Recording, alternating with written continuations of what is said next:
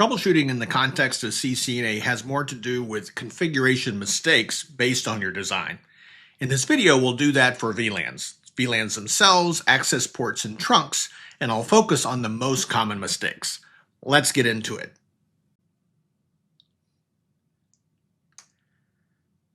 This video's content matches the third of the three major sections in the book chapter about VLANs and VLAN trunks.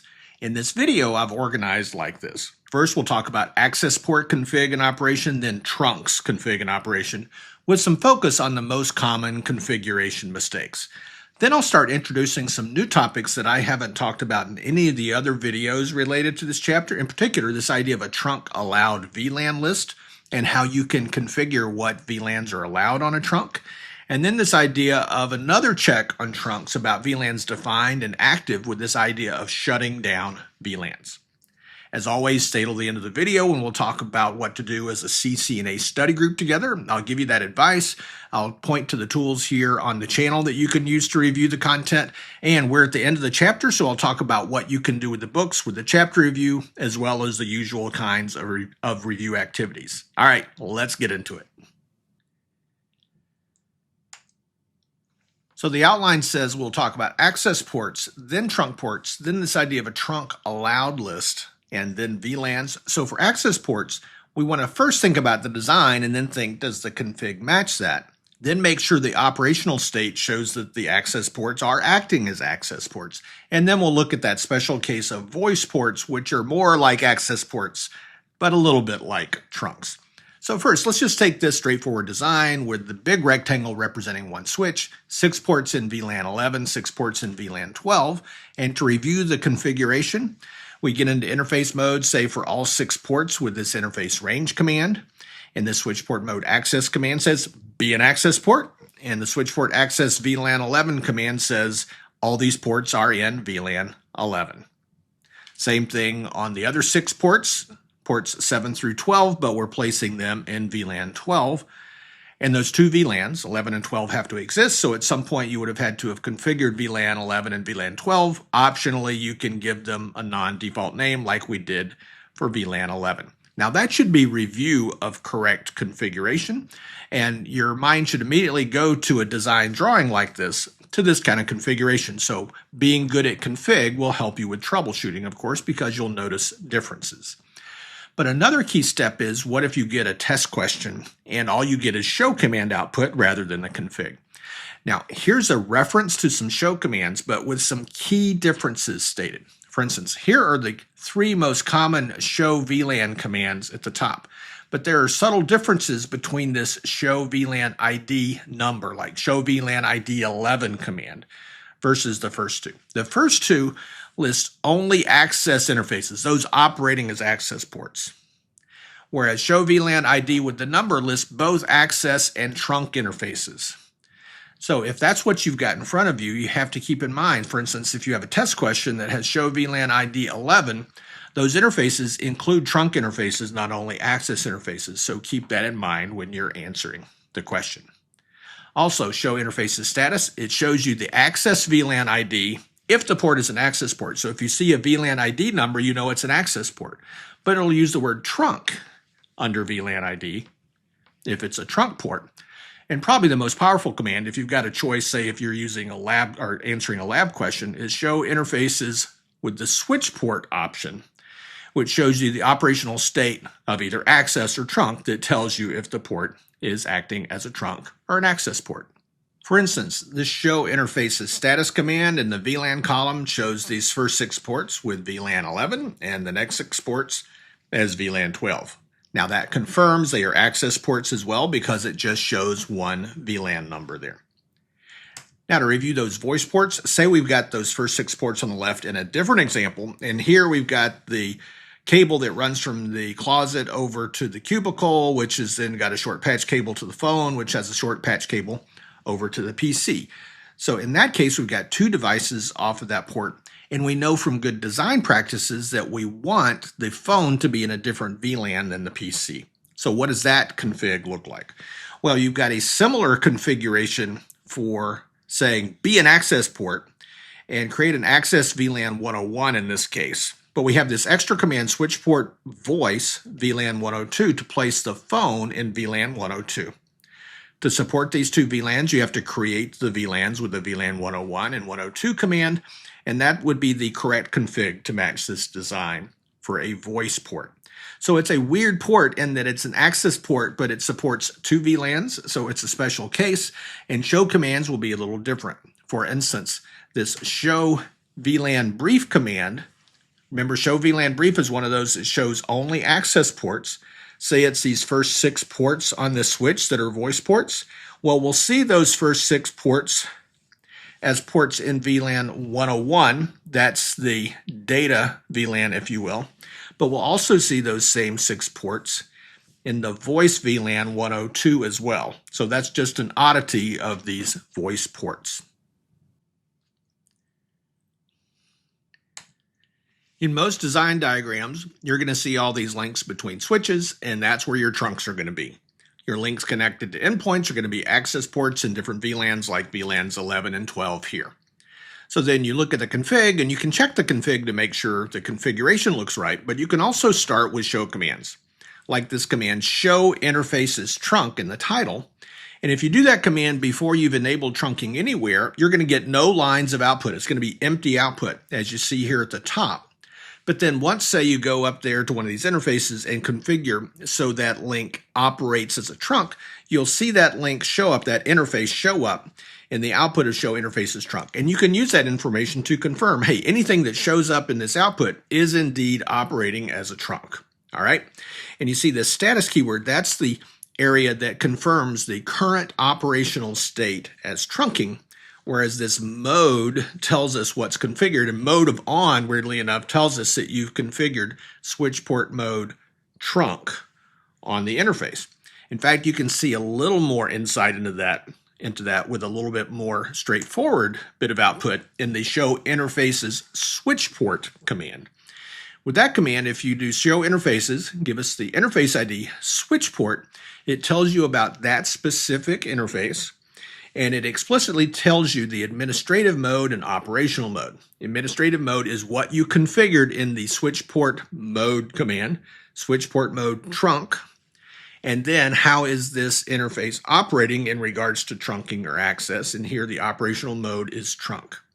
Whereas that show interfaces trunk command, it lists those two different status values as we saw before, and here's how those link up. The operational mode is this status column in show interfaces trunk, and the configured value is what's in mode.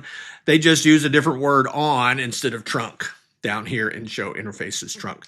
You should probably get familiar and comfortable with these commands to be ready for the exam.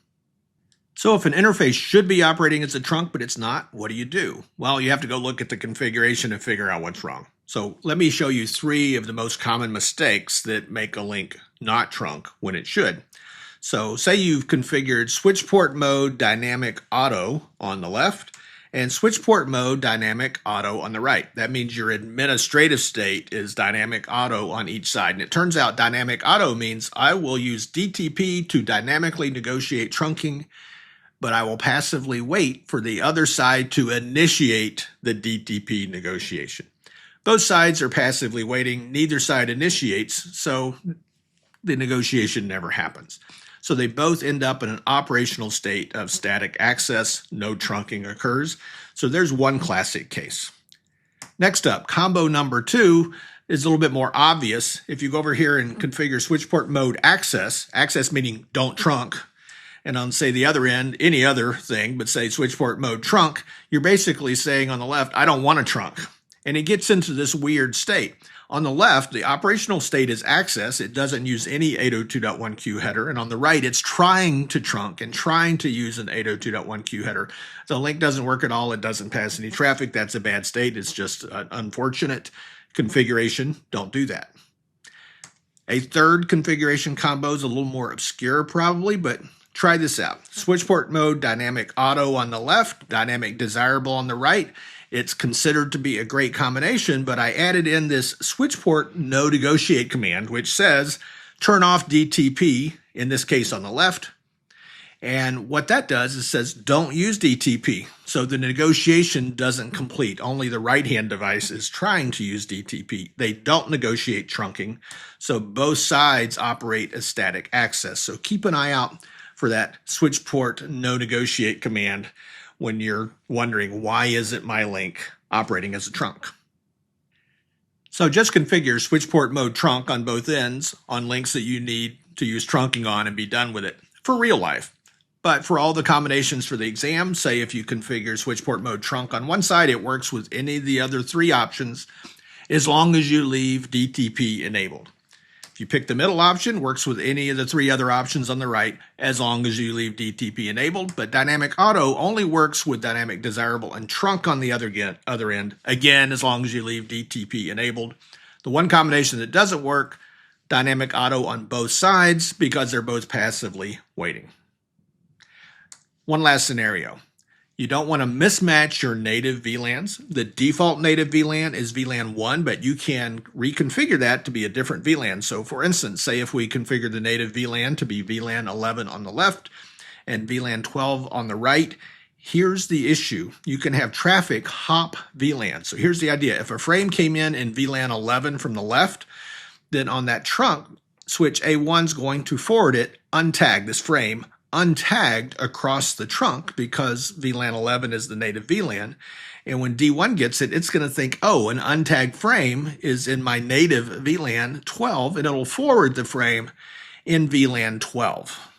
All right, so it's hopped from VLAN 11 to VLAN 12, and that's not good. That's a security exposure because we don't want frames hopping from one VLAN to another. It turns out that's not as big of a practical issue if you own both switches, because if you own both switches, you're going to be running spanning tree. And it turns out spanning tree on Cisco switches will notice it. Here are the log messages that tell you things about spanning tree noticing this particular issue, and it blocks because of the inconsistent local VLAN. But it's good practice to make sure you don't make the mistake. Use the same native VLAN on both ends. I hope you're enjoying my books and this channel, but if you don't have the books yet and you'd consider buying them, use this link when you do. If you'll do that, you won't have to pay any more money, but those booksellers are willing to give me a few dollars back from the sale. It's a great way to support the channel and say thanks, and I'd very much appreciate it. All right, back to the content. Now, we already talked about this some, but when you look at the show interfaces trunk command, it lists 3 lists of VLANs in succession that are successively smaller sets of VLANs. The first list is a set of allowed VLANs. The second list is further reduced by the defined and not shut down VLANs. And the third list is further reduced by spanning tree and VTP. Now, just stepping back from the details for a moment, the first list is totally controlled by your configuration, and the second list is totally controlled by your configuration. And in the rest of this video, we're going to talk about those first 2 lists and the configuration settings that impact those lists. The third list is impacted by spanning tree and VTP. For CCNA, we ignore VTP for the most part. And spanning tree we talk about a lot, and it's the next topic in sequence in the course, so you'll learn more about that. All right, so we're going to spend our time talking about this first list for the next few minutes. It's called the allowed VLAN list. And by default, if you don't configure anything that impacts this, the default allowed VLAN list is 1 through 4094. So on a switch with default settings, if you do a show interfaces trunk, you'll see 1 through 4094 in the first list. Now, where are the lists? First off, you do this command, you get information about the trunk up top, and then list 1, list 2, and list 3 all in a row. The first list, 1 through 4094.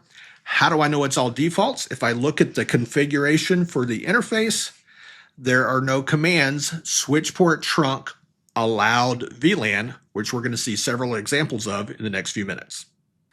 So you can configure to change that first list and limit. For instance, switch port trunk, allowed VLAN 1 through 500 changes that first list. It then limits the second and third because the second list is a subset of the first, the third list is a subset of the second. So with that command at the top, our first list, by the way, there's the first, second, and third list in that output.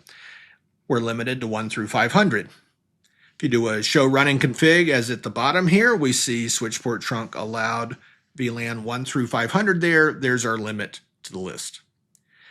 Now, it's a list for that interface, but it gets difficult to manage that. In fact, over time, you might want to add to the list or remove from it. So there's an option to add to the list. So you do this command, switch port trunk allowed VLAN with the keyword add, which is very important. And say you wanted to add 100 VLANs to the list, you could give it 601-700 and add those.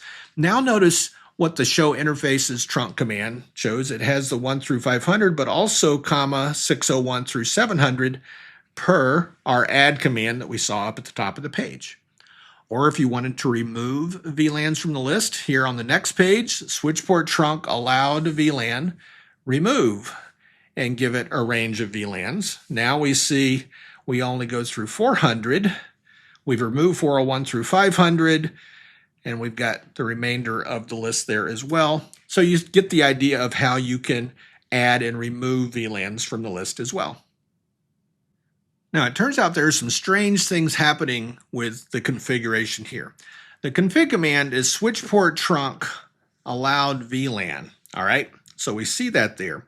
And those last couple of commands we saw to configure things with the add and remove keyword, they're not actually stored in the configuration. In fact, add, remove, and accept, which we didn't talk about, those don't get added to the config. Here's what happens. When you type those config commands, iOS interprets that, figures out how the list would change, but still stores them using this command.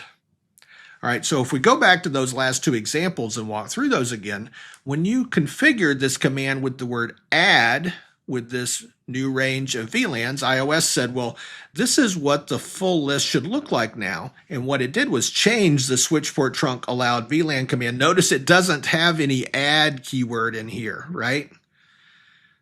So it doesn't put the add word in there. Or with the remove 401 through 500, it figured out this is the new list. There's no keyword in there for remove. All right, so it doesn't include the add or remove keywords. It just updated the switch port trunk allowed VLAN command in the configuration. So what are these commands and what are their impacts? Well, here's a reference. So the original command with none of these keywords is just the full list. You could type that command over and over, switch port trunk allowed VLAN and a list of VLANs, and it replaces the old list. All right, that's the list. But add, remove, and accept modify the current list, as we just talked about. And then there are two other special cases. If you coded none, that would actually get stored in the config as keyword none, which means no VLANs at all. So it basically says, we got a trunk, but we don't have any VLANs that we support on it, making it basically a non-usable link. Or here's another oddity. If you coded all, it removes the command from the interface. It says, I want to support all, and the way we support all is to remove the switch port trunk allowed VLAN command from the interface, which means we're back to the list 1 through 4094. Isn't that fun? Now, before we leave this topic, you need to be very careful with this command. For instance, let's say your thought process is, hey, I want to add VLAN 555 to the list. So you get into interface config mode and you type a command, switch port trunk allowed VLAN 555, and you press enter and say, great, I added VLAN 555 to the allowed list on that trunk. Yeah, you didn't. Here's what you really did. You defined VLAN 555 as the one and only VLAN on that trunk because you didn't use the keyword add. You left it out. And when you do that, you're defining the entire list, and the entire list you defined is only VLAN 555. And if you had 300 other VLANs formerly in your allowed VLAN list, you just removed them all, and none of those VLANs traffic flow across this trunk anymore. Yeah, that's a really dangerous command, obviously. All right, so be careful with this command. The correct command in this case, if you wanted to add to VLAN 555, would have this add keyword in there. So when you're typing this command, just take your hands off the keyboard before you press enter. Make sure you've got the add keyword if that's your intent, or certainly make sure you've got the entire list in there before you press enter.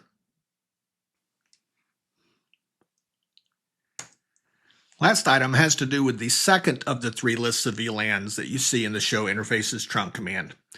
So each switch has to have a VLAN defined and it not be shut down for that switch to forward frames in that VLAN. So using this example with three switches left to right, imagining frames coming in from the left in a particular VLAN like VLAN 11, if all three switches know about VLAN 11 and they're not shut down for VLAN 11, then they'll forward frames in VLAN 11. But let's just say, for instance, somebody had deleted VLAN 11 in that center switch. So that frame comes in from the left-hand switch, reaches the center switch, and the center switch just won't forward the frame.